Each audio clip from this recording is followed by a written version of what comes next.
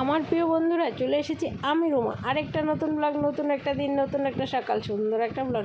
আশা করছি কিন্তু তোমাদের বেশ ভালো লাগবে। আর তোমরা তো অবশ্যই জানো যে হ্যাঁ, আমি এখন ব্লগের মাধ্যমে টিপস দিচ্ছি। তো নতুন নতুন টিপসগুলো দেখতে হলে অবশ্যই চ্যানেলটা সাবস্ক্রাইব করে দিবে, করে দিয়ে বেল আইকনটি প্রেস করে দেবে, না কিন্তু নোটিফিকেশান যাবে না আর আমার টিপসগুলো দেখতে পারবে না।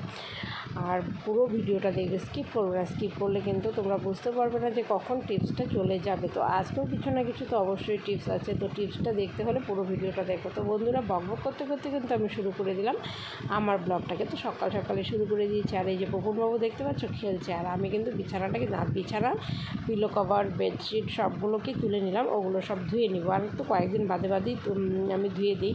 আগে যেহেতু ছোট ছিল তো আমাকে ঘন ঘনই ধুতে হতো, তো এখন একটু বড় হয়ে গেছে, তো এখন আর সেরকম লাগে না। এখন ধরো 4 দিন 5 দিন এরকম, মানে 1 সপ্তাহ তো অসম্ভব, এতদিন তো নেওয়াই যাবে না।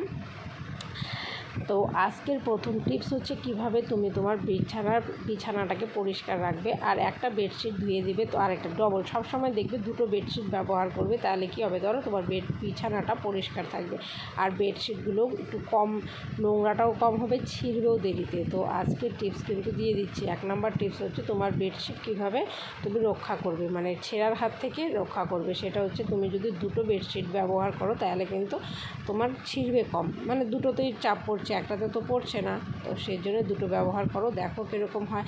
আর একটা ধুয়ে দিবে আর একটা পেতে নেবে সকাল সকালে, তাহলে কী হচ্ছে বলো, ধরো ওটাকে আনবে পাতবে, অনেকটাই সময়ের ব্যাপার। বিছানাটা বেডশিট ছাড়া থাকবে, দেখতেও ভালো লাগবে না।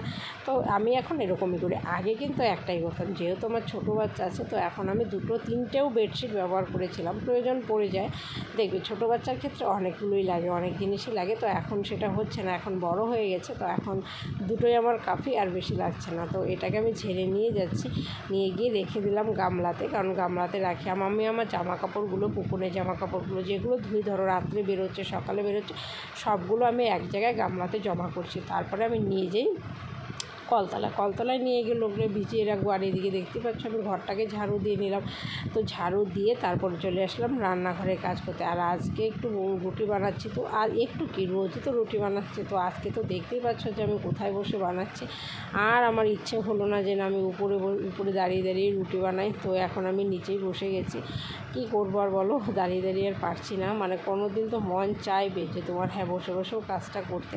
তো আজকেও সেরকমটা বসে বসেই করছি। আর রুটি বানিয়েছি, 6টা রুটি বানিয়েছি, আর খুব বেশি তো আমি বানাই না। আর এর পাশে হচ্ছে আজকে হবে রাজমার ঘুগনি বলে না ডাল বলে, যে যেটা বলো, আমি ঘুগনিটাই বলছি, কারণ ঘুগনিটাই ভালো লাগে। আমি ঘুগনি মতো করেই রান্না করি, আর ডালটাও এভাবেই সেম এভাবেই রান্না করে। তো যার যেটা ভালো লাগে, যেভাবে ভালো লাগে সেভাবেই করবে। তো আমার এইভাবে ভালো লাগছে, তো আমি তো রাজমাটাকে সেদ্ধ বসিয়ে দিয়েছি। আর রাজমা কিন্তু আমি আগের দিন রাত্রেবেলা ভিজিয়ে রেখেছিলাম, তো একটু নরম হয়েছে। আর রাজমা এত শক্ত, মানে ওটা প্রেশারে সিটি না দিলে না আর হয় না। আর তোমরা তো জানো যে আমি প্রেশার কুকার ব্যবহার করি না। একটা দুর্ঘটনা ঘটে গেছিলো আমার জীবনে, তো সেটা থেকে মুক্তি পেয়ে, মানে ভগবানের অনেকটাই অশেষ কৃপা যে আমি সেটা থেকে মুক্তি পেয়ে মানে বেঁচে গেছিলাম, নয়তো কী যে হয়ে যেত সেটা একমাত্র ভগবানই জানে। তো আজকে বলছি, এইখানেই আমি ধরো এই গ্যাসেই আমি কিন্তু একদিনকে সকালবেলা, পুপন তখন ছোট, 8 মাস বয়স হবে ওর, তখন আমি বসিয়েছিলাম প্রেশারে পুপনের জন্য ভাত, মানে তখন ভাতকে খিচুড়ি আর কি, সব সবজি দিয়ে, সব বলতে পালং শাক, বিট, গাজর, এগুলো সব কিছু দিয়ে ডাল দিয়ে খিচুড়ি বসিয়েছিলাম। তো ওই যে বিটটা যে থাকে, তো সেই বিটটা আটকে যায় প্রেশার কুকারের সিটিতে। মানে তোমরা এরকম ভুল কখনোই করবে না, আমার মতো ভুল, আমি যে ভুলটা করেছিলাম, তো সেটাই বলছি আর কি। আমার মতো ভুল যেন তোমাদেরও না হয়। তো আটকে যাওয়ার পরে কী হয়েছিল, ওটা একদম ব্রাস্ট। আর আমি তখন দেখতে এসেছিলাম, পুপুনকে আমি বিছানায় রেখে শুয়েছিলাম, তখন 8 মাস বয়সে। কিন্তু হ্যাঁ, ও যেহেতু একটু দেরিতে করেছিল, ওকে তো আমরা মানে ঘাটটা একটু লেটে তুলেছিলাম, তো সেজন্য ও একদম যে বিছানার কিনারে আসবে সেটা পারতো না, তখনও বসে থাকতো, খেলতো, হামাগুড়ি দিয়ে আসতো, বেঁধেও রাখা যেত। তো শুয়ে রেখেছিলাম, তো গোলবালিশ দেওয়া ছিল। আমি গেছি দেখতে যে হ্যাঁ কী যে প্রেশার কুকারে কেন সিটিটা পড়ছে না। তো দেখে জাস্ট আমি ঘরের যে দরজাটা আছে ওইখানে পা দিলাম, দেওয়ার পরে দেখলাম না, এটা হবে না, মনে হয় একটু দেরি হবে। যেমনি আমি ওখান থেকে ঘুরলাম, এরকম একটা বিকট আওয়াজ হলো, মানে ভাবতে পারবে না যে ওটা কী আওয়াজ হলো। আমি একদম ছিটকে পড়ে যাই, যে আলনাটা আছে সেই আলনার এখানে, ওই আলনার এখানে পড়ে গিয়ে আমি কিন্তু আর উঠতেও পারছিলাম না, কি অবস্থা। তারপরে বিছানা ধরে টেনে আমি উঠলাম, উঠে পুপুনকে কোলে নিয়ে দৌড়ে বেরিয়ে যাই। তো পাড়ার লোকজন সবাই বলছে কী হলো কী হলো, একটা বিশাল আওয়াজ, একটা ব্রাস্ট হলো ওরকম। তো আমি ভেবেছিলাম কি বলো তো, যে সিলিন্ডার ব্রাস্ট হয়ে গেছে। তো ভগবানের কৃপায় যে আমি রক্ষা পেয়ে গেছিলাম, যে কিছু হয়নি। তারপরে দেখলাম, তারপরে ভাই ছিল, ওকে ডাকলাম, আসলো, আসার পরে দেখলো যে না, প্রেশার কুকার ব্রাস্ট হয়ে যায়। আর প্রেশার কুকার ব্রাস্ট এত বড় একটা দুর্ঘটনা, মানে কি বলবো আর, তোমাদের বলার ভাষা নেই। মানে আমার যে ওই যে একটা প্রেশার কুকারের যে একটা ভয় মনের মধ্যে, সেটা মনে হয় না কোনো দিনও যাবে বলে। মানে প্রেশার কুকারটা আমি দেখাবো তোমাদেরকে যে কেমন করে হয়েছিল। উপরে যে ছাদটা যে আছে, রান্নাঘরের যে ছাদ, তো সেই ছাদ ফুটো হয়ে যেত আরেকটু হলে। প্রেশার কুকারের যে উপরে যে টুপিটা ছিল সেটা উপরে ছিটকে যায়, গিয়ে তারপরে একদম নিচু, মানে সেটা ওভেনটা একদম ভেঙে চুরে একদম আরেক জায়গায় পড়ে, কী অবস্থা রান্নাঘরের, মানে কি বলবো। এরপর থেকে আর আমাদের বাড়িতে প্রেশার কুকার চলে না। তো বন্ধুরা, অনেকটাই বললাম তোমাদেরকে, যে আমার জীবনের দুর্ঘটনাটাও বলে দিলাম কি ঘটেছিল। অনেক বড় একটা দুর্ঘটনা থেকে রক্ষা পেয়েছিলাম, তো ওটাই। আর এদিকে দেখতে পাচ্ছ আমার ডাল হয়ে গেছে, আর আমি শর্টকাট ডাল। আর আজকের টিপস তোমাদের বলে দিচ্ছি যে শর্টকাট কীভাবে তুমি তোমার রান্নাগুলোকে সেরে নেবে, রান্নাঘরের কাজটাকে একদম স্মার্টলি করে নেবে। সেটা হচ্ছে, দেখো তোমার হাতে কম সময় তুমি দুটো কড়াই নিতেই পারো। একটা কড়াইতে ডাল সম্বার সিদ্ধ করেছি, আর একটা কড়াই থেকে ডাল সম্বার দিয়ে তেলটা দিয়ে দিলাম। তাতে কি হলো বলো, কড়াইটা আমার আর ধুতেও লাগলো না, এক কড়াইতেই হয়ে গেল। তো ওটা নিয়ে আমি দিয়ে দিলাম। আর এদিকে দেখতে পাচ্ছ আমার কিন্তু রান্নাটাও হয়ে গেছে, রাজমা রান্না কমপ্লিট। তো খুব টেস্টি হয়েছিল খেতেও।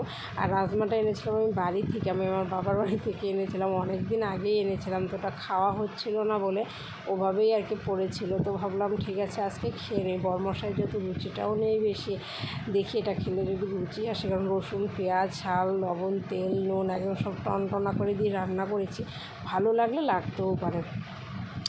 তারপরে আমার দেখতে পাচ্ছ রান্নাঘরের কাজ একদম কমপ্লিট, ওখানে রান্নাবান্না করে ঢেকে রেখেছি দিয়ে থালা দিয়ে। তো এদিক দিয়ে চলে আসলাম আমি আমার ঘরটাকে মুছতে। তো ঘর মোছা হয়ে গেলে তো জানোই আমার আর কি কাজ থাকতে পারে।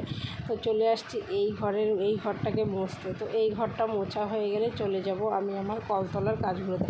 আর কলতলায় কাজ করতে এখন মনে হয় যেন আমার খুব ভয় করে, মানে এতটাই ভয় লাগে না কলতলার কাজ করতে, যা রোদ্রু, তারপরে আবার নেই উপরের গাছটা, মানে কী যে পরিস্থিতি চলছে, মানে কি বলবো আর। তো এইভাবেই চলছে আর কি। আর এই যে দেখতে পাচ্ছ এই যে পটিটা, এটা হচ্ছে খেলে পুকুন, এটা ওর অন্নপ্রাশনে গিফটে পেয়েছিল। তো ওটা দিয়ে খেলে, ইঁদুরে কেটে নিয়েছিল, যেহেতু ওই বাথরুমটার মধ্যে বস্তার ভিতরে ঢুকিয়ে রাখা হয়েছিল। ও যে অনেক কটা গাড়ি পেয়েছিল, মানে ওগুলো সব এক জায়গায় রাখা হয়েছিল। তো অনেক দিন থেকে না একটা ইঁদুর কটকট কটকট শব্দ করছে, আর আমি বুঝতাম না যে কিসের আওয়াজটা হচ্ছে কোথা থেকে। পরে দেখি যা, এটা খেয়ে নিল, আর কী করবো বলো।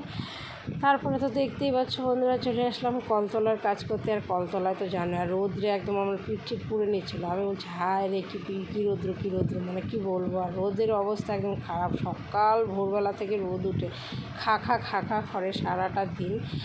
তো যদিও বা একটু তাপ মনে হয় আজকে একটু কম আছে, মানে খুব গরম আর সহ্য করা যাচ্ছে না। কিন্তু কী হলো বলো, প্রকৃতির দান, সব কিছুই মেনে নিতে হবে। এই গরমের সময় গরম, বৃষ্টির সময় বৃষ্টি, ঠান্ডার সময় ঠান্ডা, ঝড়ের সময় ঝড়। আর তোমরা দেখতে পাচ্ছ বন্ধুরা, যে গাছটা কেটে দেওয়া হয়েছে, এটা হচ্ছে জগডুমুরের গাছ ছিল। এই গাছটাই আমাদেরকে ছায়া দিয়ে বাঁচিয়ে রেখেছিল, আর সেই ওকেই আমরা এখন বিদায় দিয়ে দিলাম। তো এখন আর দেখতেই পাচ্ছ কতটা কষ্টে থাকতে হচ্ছে। আর কি করি বলো, এভাবেই এখন দেখা যাক। ওর উপরে মনে হয় চাল দিয়ে দিবে, তো চাল দিলে তো রোদটা কিছু থেকে একটু রেহাই আর কি পাওয়া যাবে, আর কি বলো। তো দেখা যাক কি হবে না হবে, জানি না কোন দিনে হবে। রোদ তাপতে মনে হয় আমাদের পিঠ পুড়ে একদম ছাই হয়ে যেতে পারে আর কি, এরকম পরিস্থিতি।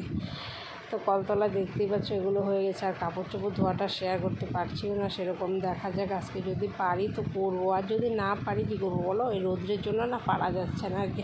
আগে দেখো বন্ধুরা কেমন আছো, তোমরা সবাই ভালো আছো, সুস্থ আছো, আমরাও ভালো আছি। আমার চ্যানেলে সবাইকে স্বাগত, অনেক ভালোবাসা জানিয়ে ব্লগটা শুরু করে দিলাম। আর এই যে দেখতে পাচ্ছ স্নান হয়ে গেছে। তো স্নান হয়ে গেছে মানে তো পুনরও স্নান হয়ে গেছে। তো আমি কটা শর্ট বানালাম, আমার বলছি দেখো উল্টাপাল্টা। আর এই যে দেখো গোপন বাবু, ওরও গলাতে মালা নেই, আমারও গলায় মালা নেই, মানে এত গরম কুটকুট করছে। তা বললাম ঠিক আছে মালাটা খুলেই রাখি না, বলো এত গরম আর থাকতে পারছি না। ওটা শর্ট বানালাম বলেই আর কি, যে ওড়নাটা আছে আর কি। তো পুপুনকে এখন খাওয়াবো, খাইয়ে দাইয়ে দেখা যাক কিছুক্ষণ বাদে আবার ঘুম পাড়াবো। দেখতে থাকো ব্লগটা, সারাটা দিন কী করি না করি, হাসি কান্না সুখ দুঃখ সবটাই শেয়ার করতে ভালোবাসি আমি তোমাদের সাথে। হাই করে দাও। আর এই যে একদম চলে আসলাম রাত্রেবেলা, আর সারাদিন কোনো রকম শেয়ার করতেও পারিনি। আর এই যে পুকুরে জামা কাপড়গুলো একটু গুছিয়েও নিচ্ছি, যে ন্যাকড়াগুলো ছিল ওগুলোকে গুছাচ্ছি, জামা কাপড়গুলো গুছাচ্ছি। আর এইদিকে তো পুকুরবাবু ঘুমিয়ে গেছে, আর রাত্রেবেলাও যা যা দরকার প্রয়োজনীয় জিনিস সবগুলো নিয়েও নিলাম আমি। তো এগুলো খুব দরকার, এগুলো রাত্রে লাগে, গরম বলো মানে ঠান্ডা বলো, ঠান্ডাতে পাখাটা লাগে না। তো বন্ধুরা ব্লগটা এতটুকুই, সবাই ভালো থেকো সুস্থ থেকো। আমার ভিডিওটা